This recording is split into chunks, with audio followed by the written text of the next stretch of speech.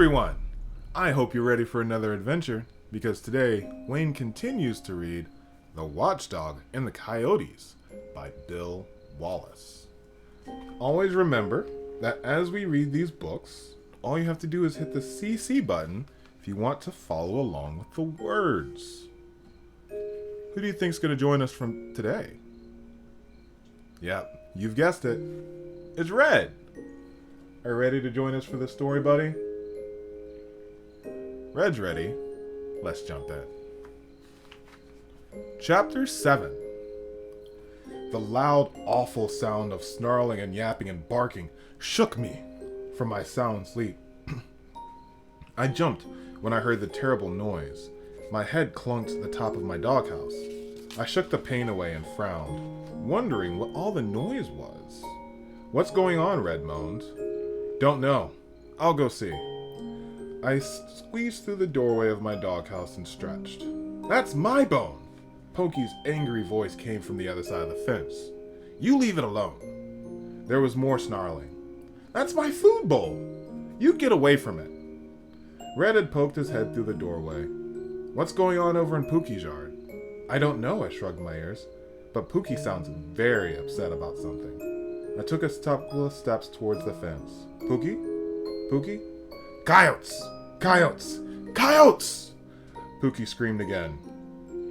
"You and Red get over here quick. There's a whole pack of them, and it'll take all three of us to fight them off." Red tumbled out of my doghouse. He was so stiff and sore, he could barely get to his feet. "Come on," he yapped. "We have to help." I followed him through the broken boards. Suddenly, there was a loud growl from Pokey's yard. "Leave that alone! Get away from my food or I'm going to bite you." "We're not scared of you," a strange voice snarled back. "If you bite us, we'll eat you up, instead of just taking your food." "I've got friends," Pokey barked. "You get out, right now, or they'll come over here and eat you up." The coyotes laughed. It took Red forever to limp across the yard. He shoved the boards aside with his nose and stumbled through. "Look," the coyote yapped. "Another dog. He's big. Run." "Nah." Another coyote scoffed. "Look at him. He's so old and crippled, he ain't gonna bother us. Let's finish eating." I reached for the board with my nose. I hesitated. What if the coyotes didn't leave Pokey alone? What if they tried to bite us? My legs shook. I couldn't bite them back if they bit me. I don't bite. Maybe I better not go through the hole. But when I heard more snarling and growling, followed by a sudden, painful shriek from Pokey, I shoved the boards aside and squeezed through the hole. The coyotes scattered. 3 of them leapt over the back fence, but when 2 of the others saw that I wasn't chasing them, they stopped. They crouched in the corners of the yard. They hid in the shadows. I could hardly see them, but I could see their yellow eyes, which caught the light from the moon. I saw how their white teeth shone too. Drool glistened as it dripped from their snarling mouths. That was all I could see of them. As I watched, I felt the hair raise along the ridge of my back. Something in deep inside made my rage boil. Without knowing why, I trembled. That smell, the same one I smelled from the man in the stocking cap, swept through my nose. It wriggled my nose, but at the same time made me feel big and strong. My lips started to curl and I bared my fangs. Suddenly I caught myself. I was ashamed of the way I was acting. Oh, this dog. I took a deep breath and forced the hair to lie down on my back. I replaced the snarl on my lips with a smile. Pookie raced between me and Red. His legs were stiff, and his hair up in the air. "Go get him, sweetie. Go tear him up." I made a smile with my lips. I forced my tail to wag. "Is there a problem here?" I asked calmly. "Is there something I could do to help?" Pookie snarled. "Yeah, there's a problem. Those stinking coyotes are stealing my food. One of the guys that jumped over the fence took my best bone with him. Go get him, sweetie. Eat him up." "Now, Pookie," I soothed. "You know I don't bite. Let's see if we can talk this out. Let's try to be friends." Pokey's mouth flopped open. His head tilted to one side, and his ear dropped so low it almost touched the ground. "Friends with coyotes?" he gasped. "Of course," I noted. "Friends are great. You can never have too many friends. But coyotes! I ignored him and turned towards the yellow eyes and fangs in the corner. Hello, my name is Sweetie, and I'd like to be your friend. Red, can you please bite him so he can wake up? This is a little crazy. I shrugged. The coyote only growled. His yellow eyes squinted. I shrugged. I'm sure you know stealing is wrong. You didn't really mean to take Pokey's food without permission, did you?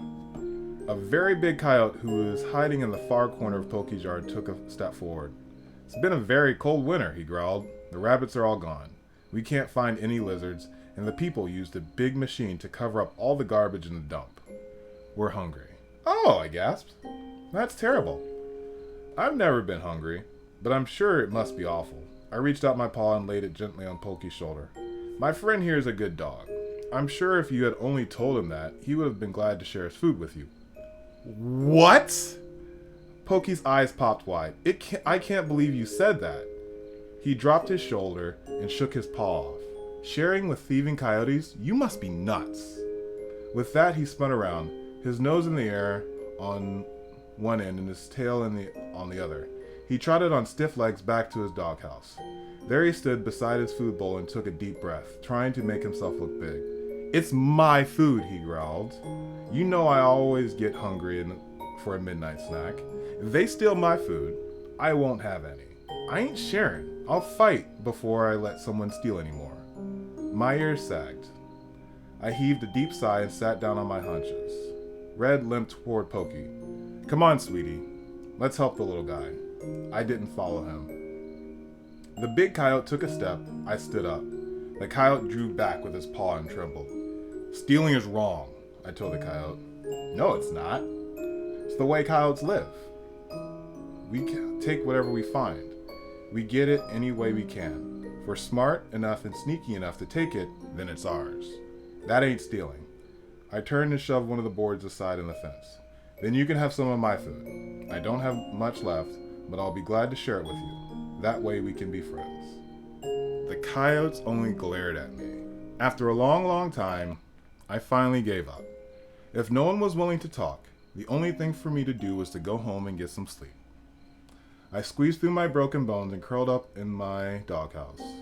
Things were quiet for a long time, and then suddenly a little growl, then yowie! I watched. Pokey shot through the broken boards with his tail tucked between his legs.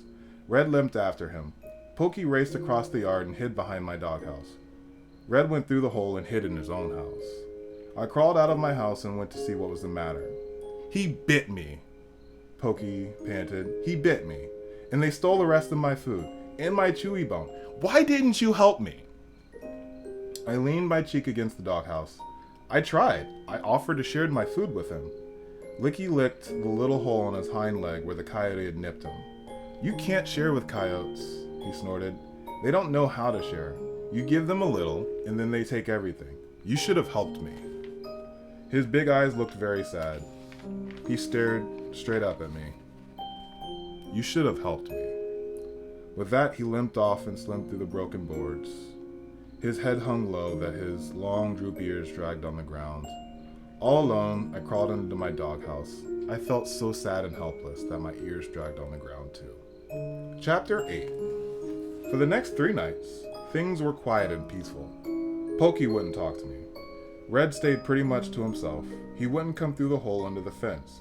And when I went to see him, he just said the same thing Pokey had. You should have helped. I tried, but I'm too old and weak. They were going to bite me too. You should have helped us. Then he curled up in his doghouse and wouldn't talk to me either. On the 4th night, the coyotes howled. They were far off in the desert, but this time I could understand them. They howled about how hard life was, and how they had always been poor and hungry. They howled for the rabbits, or any other animals who would come out of their burrows, because, as the coyotes put it, you owe it to us. We won't hurt you. We'll just eat you. We deserve to be fed.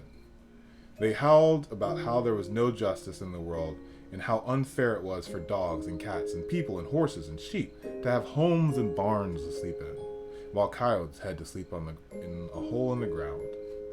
They howled and howled and howled. The next night they came back. This time, there were 6 of them. Pookie didn't try to fight. Instead, he shot through the hole in the fence and hid behind my doghouse. I went to Pokey's yard to investigate. The big coyote with sharp fangs met me. I tried to talk to him. I offered to share my food with him. He only called me a big coward and told me to get lost. It was a cold night. When the coyotes finished eating what was left of Pokey's food, 3 of them curled up and went to sleep in his doghouse. I went to the back of my house and invited Pokey to come inside and sleep with me. Pokey didn't even answer. He stayed behind my house pouting. The coyotes came again the next night. This time, right after dark. They got there before Pokey had a chance to eat any of the food his master had put out with him. They spent the whole night sleeping in his doghouse while Pokey shivered in the cold. They came back the next night too. This time, instead of 6, there were 8. 3 of them ate Pokey's food and slept in his doghouse. The other 5 jumped over the back of Red's fence. When Red called for help, Pokey just thumped his tail on the ground. He wouldn't help me, Pokey huffed. Said he was too old and sore. Darned if I help him. He is old, Pokey said. Pokey, it's not his fault. Pokey just ignored me, so I went to see if there was anything I could do. I crouched down at the hole and stuck my head on the other side of the fence. 2 coyotes stood there. One of them snapped at my nose. I jerked my head back. The coyote's teeth missed my snout by only inches. When I offered to share my food with them, they just laughed and called me a coward and told me to get lost. Red tried to fight, but he was old and weak. It wasn't long before he came tearing under the fence. Why didn't you help me fight them? He asked, puffing and panting and all out of breath. You should have helped.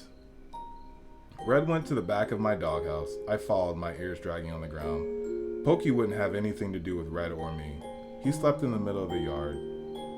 After 2 days, my friends got hungry. We shared my food, and for 3 more nights, the coyotes slept in Pokey's and Red's houses and ate their food.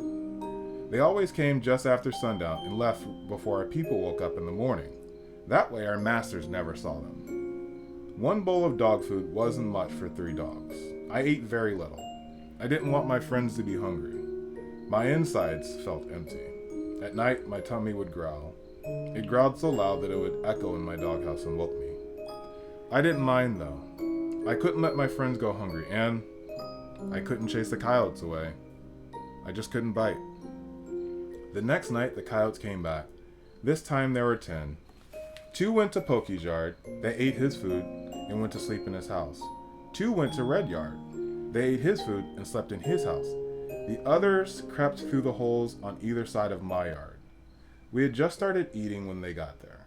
He is big, one of the coyotes whispered as they crept closer. Yeah, answered the largest, who I figured to be the leader. But he is nothing but a coward. Come on. Pokey and Red tried to gobble up as much food as they did. They were very, very hungry. Bravely, I turned to face the coyotes alone. I walked towards them. I'm not a coward, I protested. I don't bite, but I want to be your friend. The biggest coyote smiled. It looked more like a sneer. See, he told his friend. What did I tell you? Yeah, said the smaller coyote. But he sure is big. I wonder how big he is. The leader pranced right up beside me. He told his friend to jump on his back. Standing, one on top of the other, the 2 coyotes came up to my shoulders. I stood and watched them. Why have you come? What do you want here? The coyote on top licked his lips. 2 bowls of dog food isn't enough for 10 coyotes. We're still hungry. We want more. While they were talking, the other 4 coyotes sneaked behind me and chased Red and Pokey away from the bowl. The coyote started to heat. I'm sorry you're hungry, I said, but if you eat Red's food and Pokey's food and my food, then what will we eat? That's your problem. The coyote bottom laughed. But we'll starve, I said. So that's not right. The coyote on top jumped down. It's right for us. We take what we want. You dogs got a lot. You got plenty of food and nice houses to sleep.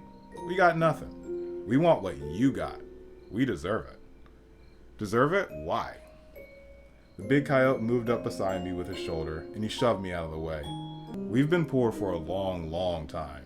That's why. We eat rabbits and mice and lizards and berries. We even have to eat cactus sometimes, and garbage from the trash pile. We deserve better, and we're gonna take it. With that, he shoved me again. I staggered sideways and watched the two coyotes join their friends at my bowl. For the next 2 nights, we slept in my yard. The second night was terribly cold. And for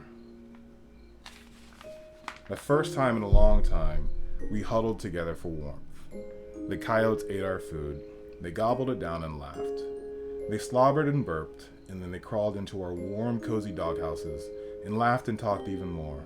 All the while, Pookie, Red, and I lay shivering in the cold.